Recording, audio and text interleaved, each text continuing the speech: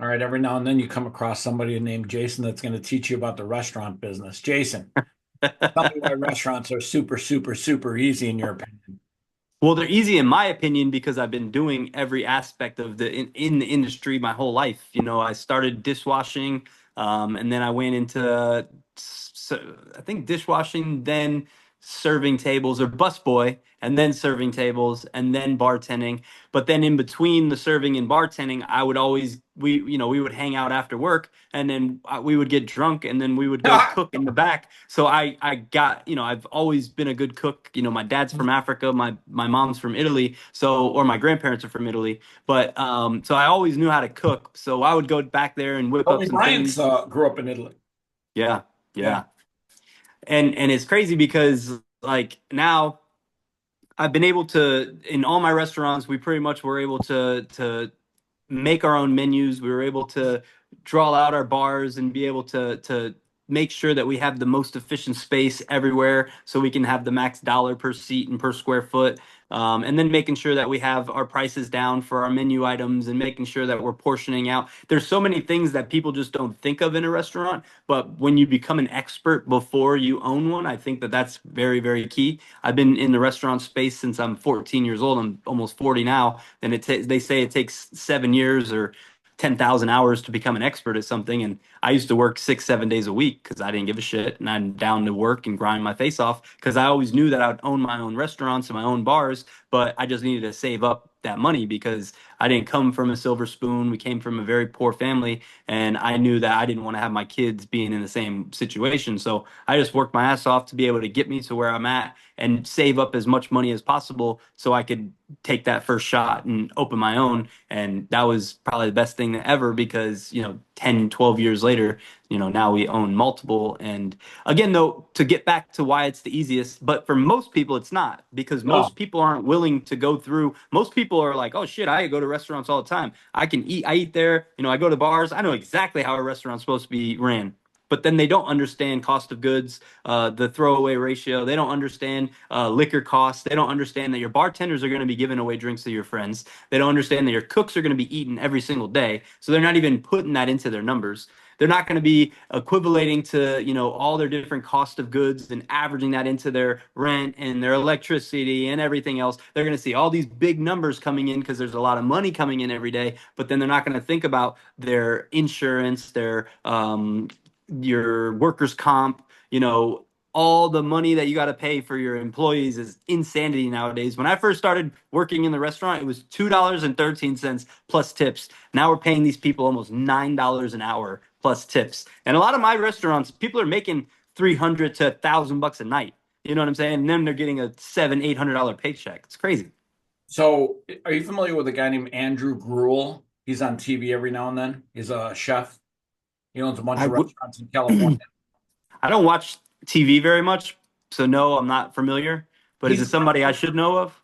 he's a friend of mine. Him and his wife do cooking show. It's called Pass the Gravy or Watch the Gravy or something like that. And he's owned like 14 restaurants, and he has them out in California where it's even more difficult, more challenging. It's actually cuckoo challenging out there. Yeah, I think he had to shut down four of them during the scamdemic because it Oh was man. just unbelievable. We And got lucky with that though because DeSantis, he was helping us a lot as yeah, the Floridians. the Santa. I heard that Toronto had the same amount of debts that we did in Florida, and we pretty much got out of that in 6 weeks. It took them 3 years, you know. So Toronto. yeah, I was just in Toronto. I'm doing speaking engagements all around the United States and Canada right now. So I was just there and they were telling me like it's crazy, Florida was out and everybody's partying and enjoying life. But in all reality, it wasn't like that. But people were wanting to go out and people were wanting to, get out of their house and, just do the norm, get back to the norm. Yeah, it's kind of weird. I'm a different character, and for whatever reason, I've always challenged everything. Like when I was a kid growing up. By the way, this is the best thing you can do for your kids in life. When you're growing up as a kid, if your parents teach you this, and I didn't have any parent teach me this, I just did it just because I was stubborn. But if your parents teach you this one quality, it'll change the trajectory of your entire life. Why? When I was a kid in school, I would literally go, why? Why? I would literally argue with the teacher because like they would tell me something and I'd be like, why? Why is 2 + 2 = 4? Well, they would explain it. And then I'd be like, okay, but why? And then they would explain it again. And then I'd be like, okay. I challenged them twice, 3 times, 4 times. And eventually I started accepting things after I asked why. But until I asked why, I just never accepted things. And when COVID hit, I don't know what it is, but my Y gene just started going off like crazy. And I'm like, do these fucking people think that a little mask is going to stop a fuck? So I knew a little bit about biology. And when they kept pushing the masks and bullshit, I literally explained to my friends, I said, hey, by the way, I think they're lying to us. And if they're lying to us about the mask, I think they're lying to us about other things. And I'll show you why the mask was such a giveaway for me. Those masks only protect you at what's called 3.0 micron, which is basically a very small measurement. It's a micron. But 3.0 micron is what it will stop from getting into your schnoot or into your nasal cavity. So basically stop like a small bug or some dust or stuff like that. That's what those masks stop. But when I did a little bit of research, like it took me like a Google search to figure out, I said, wow, I wonder what the size of COVID virus is when it's airborne. And the COVID virus, when it was airborne, was 0.001 micron. Now, to put that in perspective, the mask basically was like 1,000-lane highway, and COVID was like one car driving on that highway. That mask was never going to stop COVID. When they said that, oh, the masks and 6 feet and all this bullshit, when they kept pushing the mask, I kept realizing these guys are doctors and scientists. I'm not, you don't have to be a genius to figure this out. They're lying. They were just straight up lying to you about the masks. And when people asked me to put out a mask inside of like, I had to go to I went to the casino to play blackjack and like, oh, they had this big fucking plastic shield there. And sorry, you got to wear a mask. I'm not wearing a fucking mask. You get your shield. You're protected. I'm not wearing a fucking mask. Oh, it's for your own good. Trust me. I'm not wearing a mask. I'm going to be just fine. Then I got kicked out of the casinos. I said, fuck it. I don't care. Then I got kicked out of restaurants. I'm like, well, I don't care. What do I care? They need my business. I don't need their food. I can go make food. But I started realizing early on when I started asking why that we were being lied to. And I thought to myself, well, if they're lying about the mask, what else are they lying about? So then I watched the Joe Rogan episode where they called him an idiot for taking horse tranquilizer or horse medication. And The dog dewormer. Yeah, the dewormer, ivermectin. And I did all this research on ivermectin. And I realized, holy fuck, this drug has been around for decades. The guy won a Nobel Prize. It saved billions of lives. It's blah, blah, blah. It's unbelievable. And I thought to myself, wait a second. There's nothing wrong with this drug. It's over the counter. You don't even need a prescription for it. And it's like been tested, tried and true tested. Why would they lie about this? Like if you're a doctor, why would you lie about ivermectin? Because they're not making their prescriptions, their percentages. Yeah, well, ivermectin was cheap, and the vax was generating trillions for these drug companies. So were masks, so were gloves, so were hand sanitizers, so was a lot of that shit. Yep. So I started realizing very early on that if you just ask why, and you can apply that to anything in life. If you just ask why, and you validate things, and you make sure that you ask the right question is always why. When it comes to life, somebody says, "Oh, I made $1 million a month." Okay, why? Well, how did you do it? And then sometimes you'll find out that people are full of shit. And in this case, during COVID, it took me very little amount of time to realize these motherfuckers are lying through their teeth. All of them. Like all anybody that was on TV that was screaming about you gotta get this experimental drug. And when they changed the definition of the word vaccine and they scrubbed the old definition off the internet, they literally changed the actual definition. That's when I said, okay, wait a second. What the fuck is going on? They're giving us something that they're calling a vaccine that doesn't even meet the definition of the word vaccine. And then in order to equate their narrative, they had to change the definition of the word vaccine, which has been around since Webster wrote the dictionary. Yeah, there's something fucked up here. So we won't go down that path. But the one lesson I got out of COVID that I share with everyone always is raise your children and live your life by asking why. And ask it multiple times. Like if you get one answer, 2 + 2 is 4. Why? Because 2 + 2 is 4. Why? Ask it a couple of times. When you're convinced that you asked the right question and you got the right answer, then always make sure you verify, because that's what why does. Why allows you to verify the information you're getting in life. And it doesn't matter whether it's COVID or some other thing in life. Whenever you ask the word why, you can literally peel away all the layers of the truth and you can get down to the truth, which is always important. Big facts. So talk a little bit about your public speaking. Some people look around and when they see somebody get on stage and do public speaking, they're like, "Oh my God, that shit is fucking intimidating. That shit is scary." It Talk a little is. bit about how you've taken ownership of that and how you've made public speaking a part of your life. Well, okay, so I always have been a big fan of if you feel passionate about something, you'll get over the hurdles. If you feel like you have a big enough why, the how to will always come. So I know Why? for a fact, right? I mean, in all reality.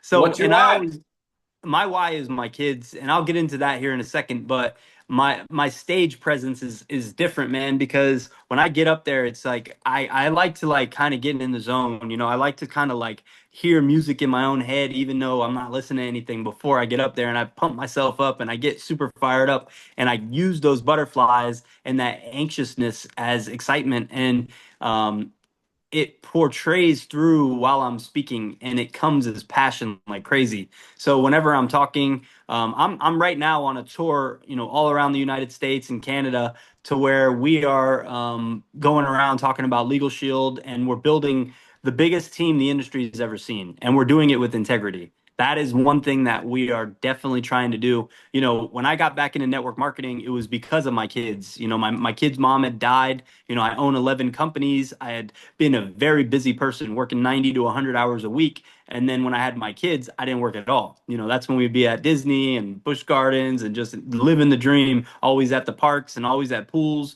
But when my kid's mom died, because she lived in New York, and we had a great relationship, even though we weren't together. We co-parented amazing, but I had the kids during the fun times, not during school. So now that she's dead, I'm taking care of my son. And because she didn't have a will set up, that's why I'm so hardcore passionate about Legal Shield. Because for $38, we could have had a freaking lawyer on retainer. Well, not on retainer, but you understand, a membership to have access to a lawyer, to be able to get our wills done, our estate planning, our power of attorney. All this stuff is all included in the membership, to where we didn't have to think about spending a few $1,000s to get the stuff done. And I beat myself up every day because now my kids are separated, because we weren't responsible parents and didn't have that stuff situated. So I made it my own mission to be able to help millions of people in the next 30, 40 years not to be in the same situation as me and my kids are. Yeah, I don't think people realize how important it is to have your life legally in order. One thing that I did 10, 12 years ago is I set up a living trust. And it's funny because people know the old saying, "Oh, he's a trust fund baby. He's a trust fund baby." Do you, do you know where that term came from, trust fund baby? Mm-mm. So, very rich people throughout history for the last, I'm just saying, I'm guessing, I could be wrong, could have started even longer than this, 60, 70 years now. The rich have always, when they had a child, set up a living trust for that child. And literally, they put tax-free money into that living trust so that that child, when they grow up, they have money, they have wealth, they have assets. And when I learned about living trust about 10, 12 years ago, I started putting all my assets in there. And I can defer my taxable liability until I die, which is exactly when you want to pay your taxes, because when you die, you don't give a fuck about the taxes. By the way, turns out that our tax money was actually just being money laundered by some politicians. It's What's crazy. some bullshit? How the fuck is the government going to tell us about a credit score or about some bullshit? And they are trillions of dollars in debt. Like, Well, how? it's not trillions of dollars in debt, it's trillions of dollars in money laundering. Do you really think we sent $50 million worth of condoms to Gaza? Come on. Hell no. And I I told somebody this. I said, hey, if you want to put that in perspective, a condom wholesale costs 3 to 4 cents. I Condom was gonna say, wholesale. yeah, yeah. You think we really sent over 300 million condoms to a place where they don't have they're not all about the sex. They like, in the Middle East, they like to have one woman, cover your face, and when we have sex, it's, we'll schedule that shit once a night, once a week or something.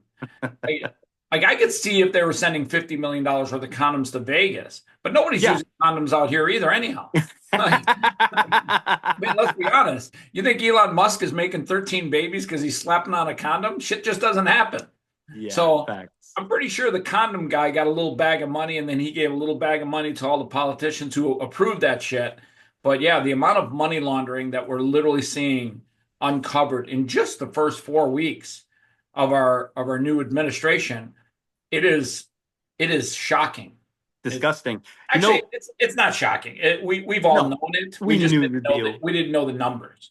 Yes. You know what? I actually, now that we're talking about money, I love the fact that I can help the average family, individual, or business with affordable lawyer service and identity protection, not a $400, $500 an hour attorney. Do you guys do living trust for people? Do you help people with Hell, living trust? yes. So we have three different plans, right? We have a basic, a premium, and a preferred, or a basic preferred premium. Sorry. So 30, 38, or 50. For the premium, you actually can get a trust done for only 250 bucks. Hold on, wait a second. 30? Oh, that's the monthly cost.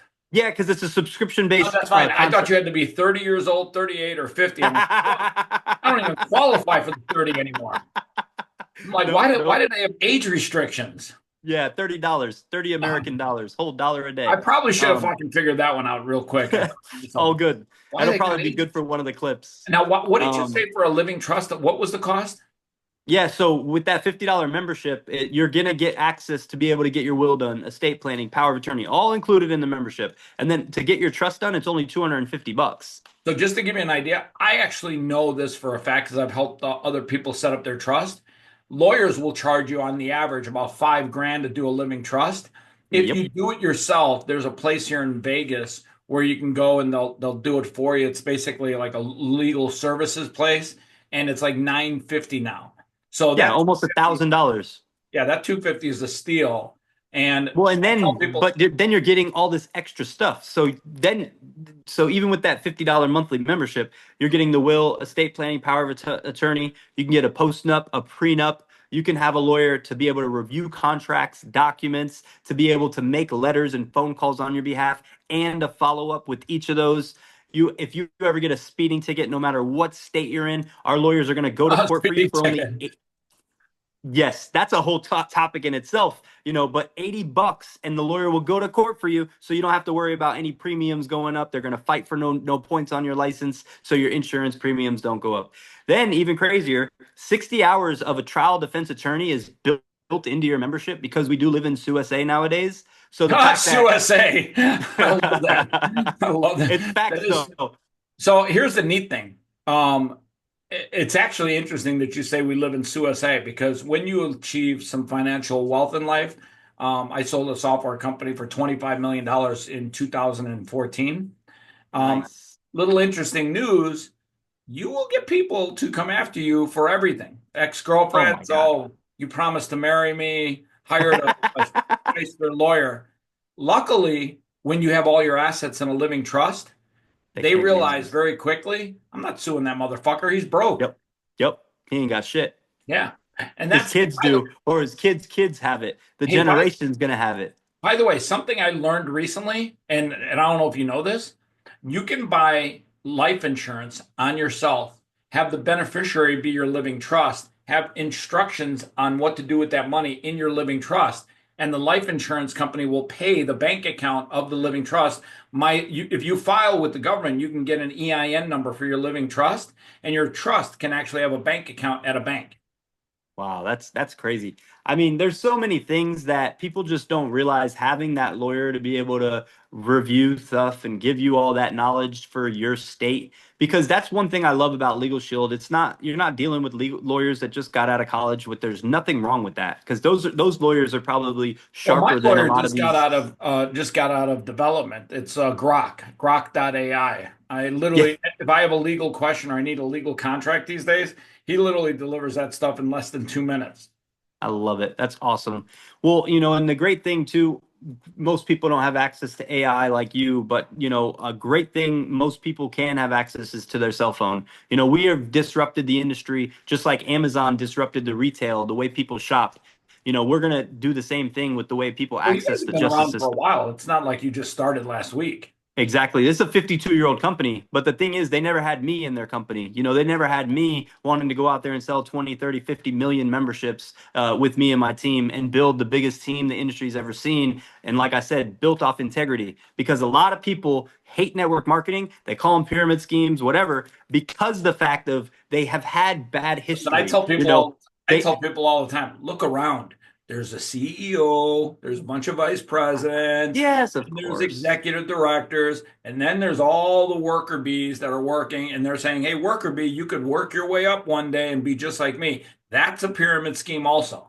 Well, 100%. I don't even try to argue with people anymore. It is what it is. They have their own mindset. It's all good. But I do know the fact that with network marketing, there's no other industry where you can partner up with a company for such a low barrier entry. If anybody wanted to partner up with me in any of my traditional businesses, if you don't have a 500,000 or 1 million to partner up, you can't even come sit at our table. But with the normal network marketing industry, we can get into this business for say 150, $200, and now you have an actual business where you have an unlimited potential of income. I've just in my last 13 months of this business, just because I'm so passionate about the service and I want to really go out there and protect people, I've been able to make over $250,000 just from selling this membership and referring it to people, friends, family, people I know, people I love, and then having them refer me as well to people that they love. But I love the fact, again, we've sold about 3,000 memberships in the last year.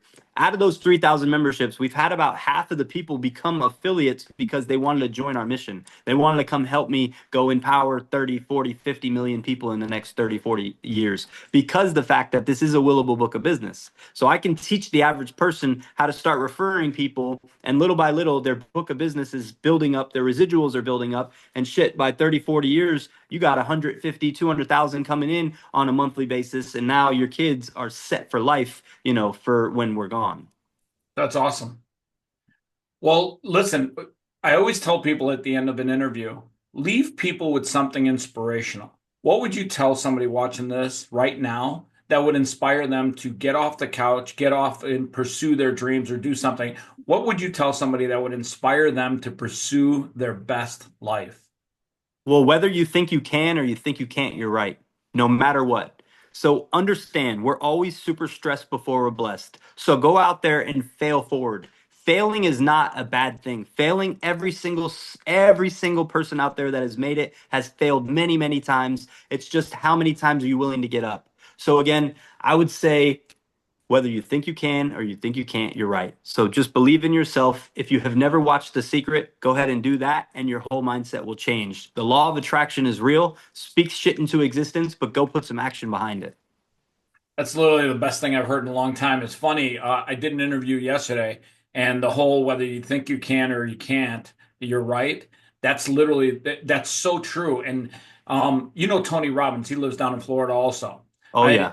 When I was 24, I spent months, if not years, working with Tony and his team and going to his events. And one of the things that he teaches through neuro linguistic programming, it's the best thing I've ever learned, is whatever you speak, whatever comes out of your mouth right here, the first place it goes into is right here. So just like putting food in your body, you're putting words into your mind, and your mind is a Mm. computer. So whatever you program your computer to do, you can program your mind to be a Roomba and it'll vacuum your fucking house all night. But guess what? Do you want your mind to be a Roomba, or do you want your mind to be a state of the art, quantum computer that does AI processing? And at the end of the day, it's what you're feeding your mind, and it's the words that leave your mouth. So every time I say something, whatever leaves my mouth, I'm very careful to understand then what I'm saying is going to be fed to my mind first before it even reaches the person I'm talking to. And I always tell people, whatever leaves your mouth here goes into here. And what you feed your mind is what your life becomes. It's so true. And I think most people, if they just understood how they're actually sabotaging themselves, by thinking, oh my God, these bills just never stop coming in. How am I going to pay these bills? Oh my God, my kids are always such assholes, or whatever the case may be. They are My speaking it kids are into just such existence. assholes. That was just to make everybody laugh that's watching. But I'm How telling old are you, your kids, by the way? I got an 8-year old and a 13-year old, so they still love me. They're still happy. They're still good. They're at the early stage asshole period. Yeah, exactly. My daughter's there. My son is still super good. Oh, good. Well, you had a daughter. That's your fault. You got a whole nightmare coming for the next couple of years. Yes, I've heard, and I'm getting to experience that already, so it's Hey, been fun. listen, just one bit of advice: keep her away from fucking Snapchat. I don't know what the fuck is going on Oh Snapchat. yeah, That just rots not their. happening. Not Yeah, happening. She doesn't have any of that on her phone. Not yet. She's not. not No. that you When she know can pay for her of. own bill, well, yeah, I guess you're right. I mean, but we have a really good relationship and really honest relationship. That's When where it there's some starts. big tragedies happen in your lives, I think you either make or break, right? And so Get we've been close. able to really form like a great relationship, and I'm blessed to have her. But I know God has got her on her own journey, and she's learning the lessons she has to without me right now until I get her back at home. Wait a second. Where is she? She's in New York. She lives with her brother up there because I'm not her biological dad. I've been taking care of her since she was 3 years old, but when her mom died, we didn't have the will set up. So that's why we've been separated for the last year. My kids have been separated. That's why I'm so hardcore on this legal shield mission. I don't want to have Oh, anybody in the same situation. so your son is your biological son. Your daughter is in New York It's with the other father. actually not with her brother. The other father gave up rights. So like the judges literally said until we can find the actual dad to write over, like to sign over rights, then I can't do anything. And then when I said I was gonna actually bring them home, they pretty much said that I'll get caught for kidnapping if I leave state lines. That's the crazy. That our legal system sometimes has some kooky judges. I mean, we brought a lot of paperwork and documentation because I've always been a part of my kid's life, even when we broke up with Renata, which my kid's mom name. I would fly up to New York 3, 5, 6 times a year and bring them back with me. I would literally fly up there by myself, get a rental car, go pick them up, bring them back to the airport, fly back home, hang out for 4 or 5 weeks during summer, hang out for a week during spring break, hang out for a weekend for their birthdays, and then I would fly them back home. And then I would get a rental car. I would drive them back home, and then I would drive myself, either stay there the night or drive back to the airport and catch the flight home by myself. And I did that no problem because I wanted to make sure my kids knew how much they meant to me, and I didn't care how many states they were away from me. I will always be there to support them. You've got a great story, Jason, and I think your values and you're grounded in a good place. So Yeah. I can't see where the next 12 months of your life are going to be nothing less than exciting and adventurous. Yeah, And man, I'm excited. I think when you challenge your life to be more than average, because average is easy. Average, you don't have to do anything to be average. You can just sit there and let average come at you. But when you challenge yourself to be more than average, I always tell people, if you live a life where you challenge yourself to be more than average, to not take the status quo, your life will be an adventure. It will be a unique adventure, something full of highs and lows. And by the way, the lows aren't so bad. Like when shit is They're going necessary. I'm usually the guy in the room that when shit's going wrong, I'm the one that's calm, cool, and collected because I'm just watching and absorbing and learning all the lessons because I learned a long time ago that failure is your greatest teacher only if you're listening. God teaches you things when times are tough. And trust me, he's literally teaching us all everything when times are tough. We had to go through a tough 4 years in America to understand that God was an important part of our life. That promoting Satan on stage at rock concerts and music festivals, that was a bad idea. I'm pretty sure, hey, not saying anything, Beyonce, but maybe you should probably have not done that. I'm just saying that shit comes back to haunt you when you get to the pearly gates. Yeah, I mean, fail again is just the first attempt in learning. If you look at it, FAIL, first Yeah. attempt in learning, and I think that most people are just so soft nowadays. They fail once or twice and then they go curl up in a ball and just cry like a Yeah, little I bitch think that's for, because the next 10 years. kids are raised to these days to fear the hell out of failure. Oh my God, I got to go get a college degree so I get a job and make that 60 grand a year because I just really got to fit in. And I always tell I people, barely even graduated high school, yeah. literally barely graduated. And I And by the own, way, through podcasts these days, people can learn so much that oh, yeah, I'll be honest with you. I don't think college is a value proposition for most kids. Like if you're I going to be agree. a doctor, I get it. But Yeah, if you're lawyer, going to be get something it. else, there's really a lot more valuable information that you can go out and get yourself just by doing some basic research.